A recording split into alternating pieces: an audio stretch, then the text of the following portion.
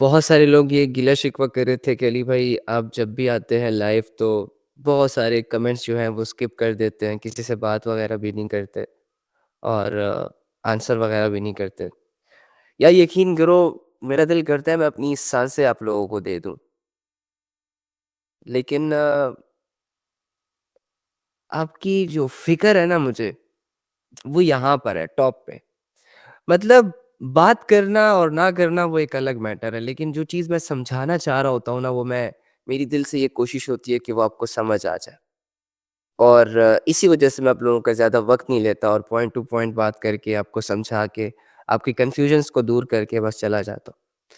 تو باقی انشاءاللہ کبھی بات بھی کریں گے، گپے بھی لگائیں گے، ساری چیزیں. لیکن فی الحال ہم اتنے گرے ہوئے ہیں کہ بہت مشکل سے اٹھیں گے نا. تو فی الحال ہم نے اٹھنا ہے، اپنے آپ کو چلنے کے قابل بنانا ہے تاکہ ہم اپنی منزل کی طرف قدم بڑھا سکیں. آلریڈی ہمارا اس گپوں شپوں میں اور ارریلیونٹ چیزوں میں اتنا ٹائم ضائع ہو چکا ہے کہ آپ امیجن کر لیں خود ہی. تو میں یہ چاہ رہا ہوں کہ ہم کچھ سیکھ لیں، ہم اچھے فیصلے کر لیں. یاری دوستیاں اور ارریلیونٹ چیزوں میں تو آلریڈی ہم انوالو ہیں.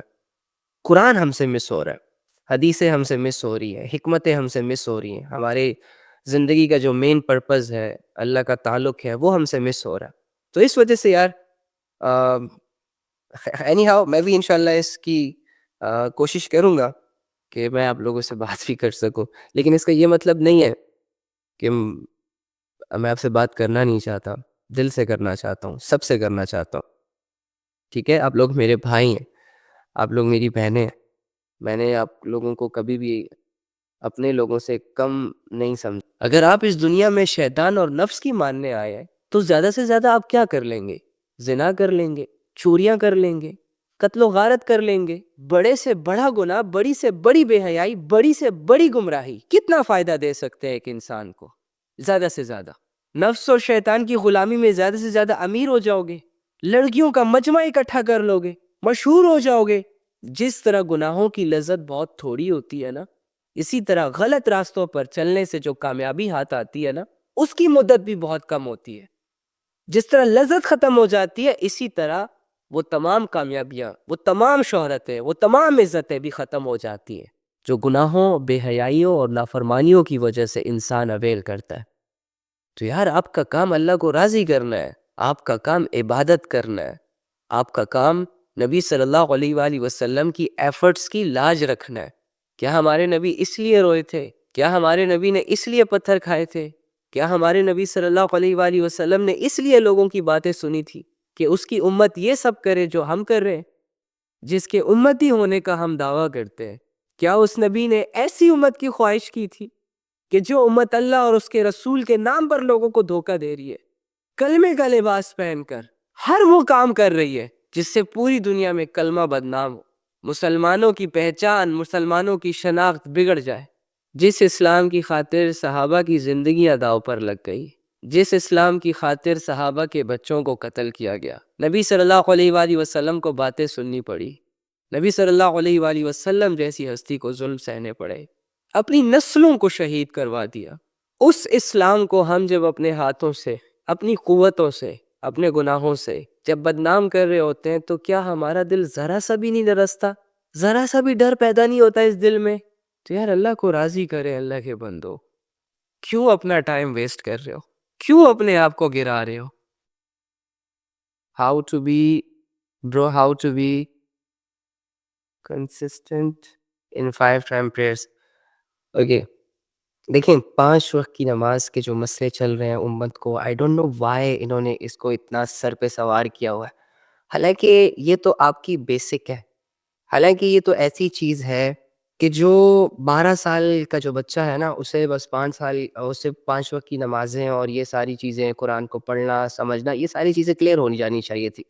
لیکن انفارچونیٹلی گناہوں میں انوالو رہنے کی وجہ سے اور اپنا ٹائم ارریلیونٹ چیزوں پر لگانے کی وجہ سے ہم ابھی تک اپنے آپ کو 5 وقت نماز کے لیے پراپر طریقے سے مینٹین نہیں کر پائے، اس پر نہ آ پائے. مطلب ہمارا مسئلہ یہ ہونا چاہیے تھا کہ یار جان دینی ہے اللہ کے لیے، کیسے دیں؟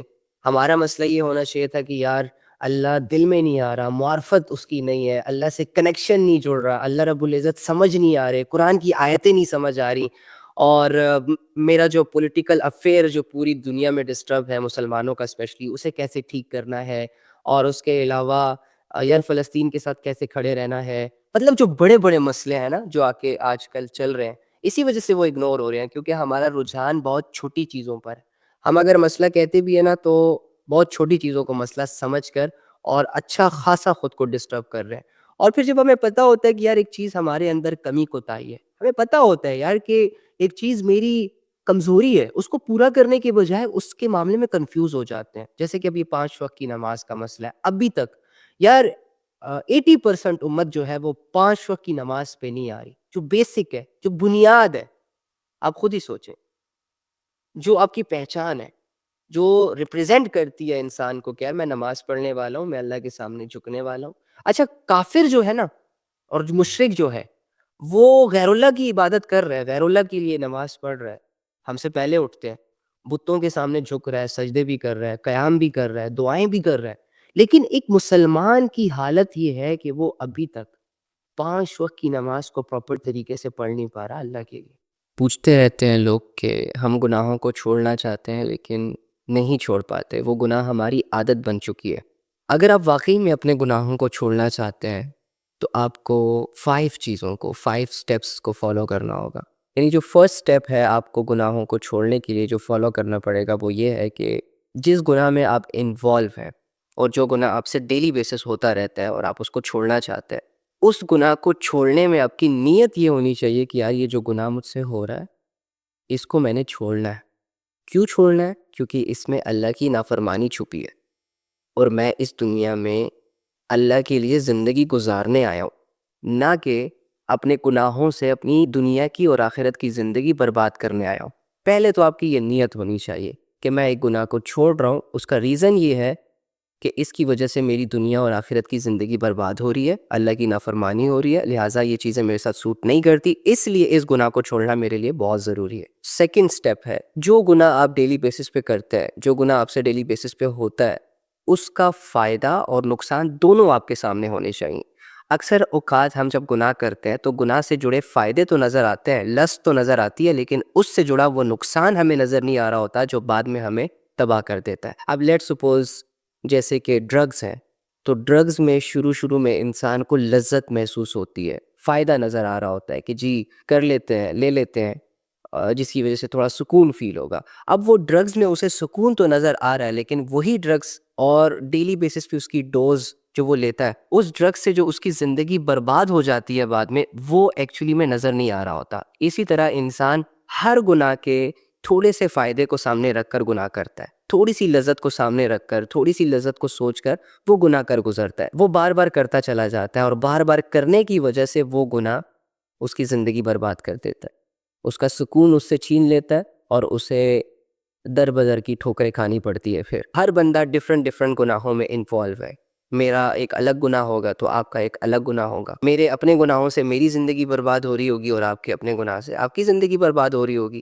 سو جس گناہ میں آپ انوالو ہیں اس گناہ کا نقصان آپ کی نظروں کے سامنے ہونا چاہیے۔ جب بھی اس گناہ کا موقع آئے تو آپ نے فوراً سے ان نقصانات کو سوچنا ہے، اور ہر ممکن یہ کوشش کرنی ہے کہ آپ اس گناہ سے پیچھے ہو جائیں، آپ اپنا انوائرمنٹ چینج کر لیں، آپ اپنی پوزیشن چینج کر لیں۔ تو کوشش کرنے کے باوجود، نقصانات کو سامنے رکھنے کے باوجود بھی اگر آپ سے وہ گناہ سرزد ہو جائے، آپ کر بیٹھے، تو آپ کا تیسرا سٹیپ یہ ہونا چاہیے کہ گناہ کرنے کے بعد آپ نے توبہ کرنی ہے۔ توبہ کے معاملے میں آپ نے دیر نہیں کرنی، سستی نہیں کرنی۔ اگر گناہ ایک جگہ ہوا ہے تو اسی جگہ توبہ بھی ہونی چاہیے۔ جس ٹائم گناہ ہو جائے، گناہ کی لذت اویل ہو جائے، اویل ہونے کے بعد جب آپ کو احساس ہو رہا ہو کہ مجھے نہیں کرنا چاہیے تھا وغیرہ وغیرہ، تو اسی جگہ، اسی وقت، اسی دن آپ نے توبہ بھی کرنی ہے۔ توبہ کے بغیر سونا نہیں ہے، یہ آپ کا تیسرا سٹیپ ہونا چاہیے۔ آپ نے گناہوں کو چھوڑنے کی نیت بھی کر لی، آپ نے گناہوں کے نقصانات کو بھی ذہن میں رکھا، وہ کوشش کرتے رہے بچنے کی، لیکن پھر آپ سے گناہ ہو گیا، اور چلو ہونے کے بعد آپ نے ایک دفعہ توبہ بھی کر لی، لیکن آپ سے پھر گناہ ہو گیا، پھر ہو گیا، پھر ہو گیا، پھر ہو گیا۔ چوتھا سٹیپ بھی یہ ہے کہ آپ نے کبھی مایوس نہیں ہونا، اللہ کی رحمت سے مایوس نہیں ہونا۔ یعنی کہ آپ کوشش کر رہے ہیں بچنے کی اور آپ بار بار گر رہے ہیں، آپ سے بار بار وہ گناہ سرزد ہو رہا ہے، تو اکثر اوقات انسانوں پر وہ سٹیج آ جاتی ہے، شیطان اللہ سے مایوس کرنے لگ جاتا ہے انسان کو کہ تم تو بار بار توبہ کر رہے ہو، بار بار تم گناہوں سے بچ رہے ہو، نہیں بچ سکتے، اور اللہ تمہیں اس دفعہ معاف نہیں کرے گا۔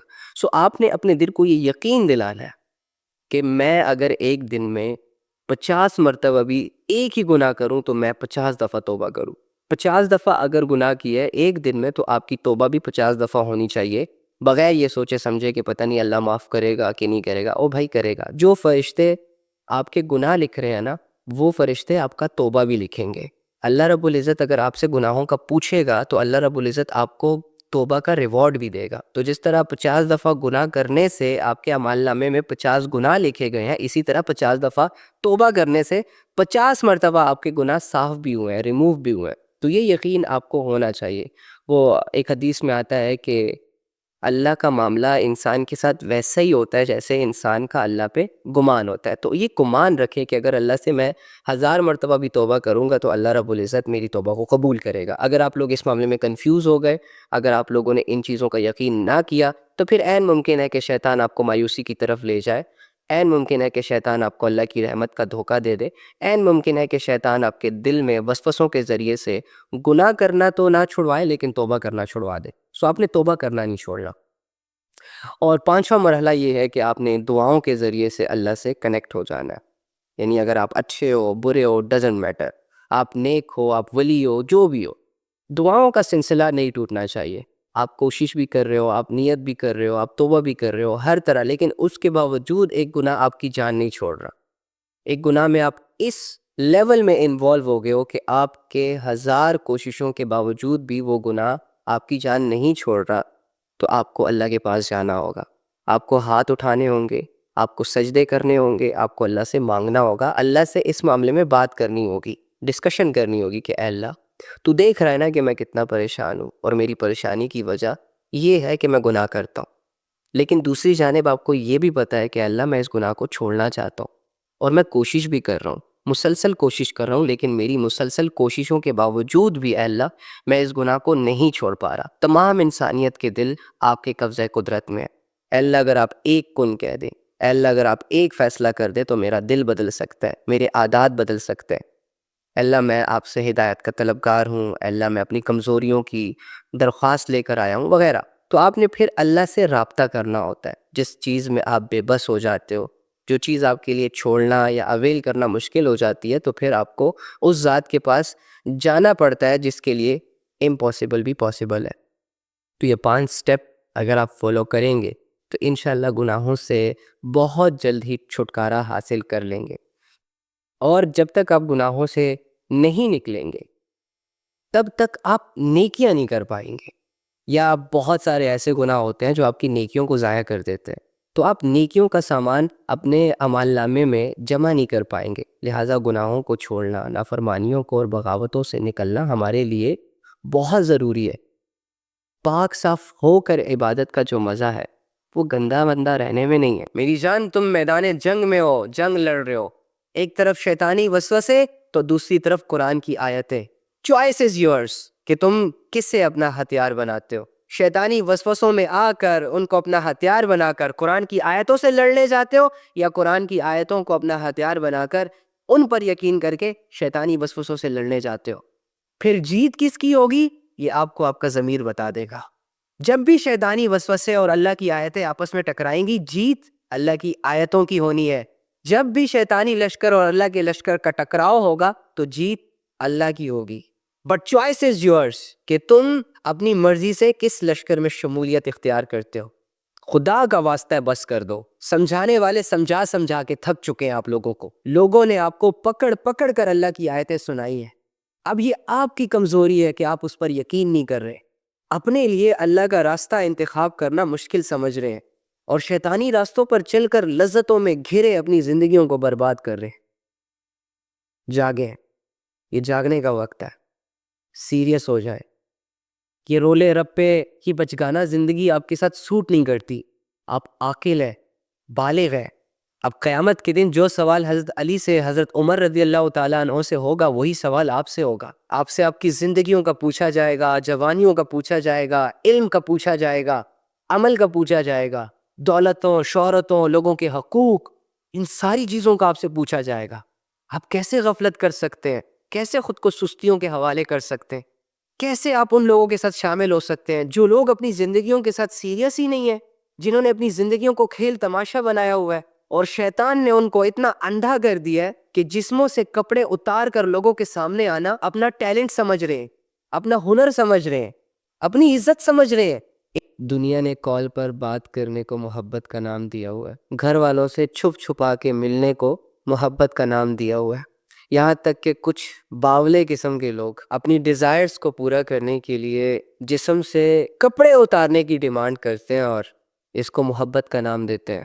ایک بہت بڑے وی آئی پی سے ریسٹورنٹ میں لے جا کر 1-2 وقت کا کھانا کھلا دینا، دن میں 25 دفعہ طوطے کی طرح آئی لو یو بولنا، آئی لو یو بلوانا، ان کی نظروں میں محبت ہے بھائی. تنہائیوں میں ایک دوسرے کو اپنے پاس بلانا، ایک دوسرے کو جو ہوس کے نشے میں نوچا جا رہا ہے، ایک دوسرے کو ایکسپینسو سے گفٹس دے کر جو بدلے میں عزت، ایمان، حیا اور اللہ کا تعلق چھینا جاتا ہے، ہماری سو کالڈ دنیا اسے محبت کا رنگ دے رہی ہے.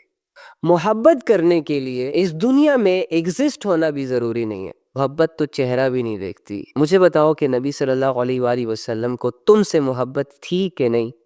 تو آپ سب کہیں گے ہاں نبی علیہ السلام کو ہم سے محبت تھی، لیکن تب تو نبی علیہ السلام ہمیں جانتے تک نہیں تھے، ہم تو اس دنیا میں آئے ہی نہیں تھے.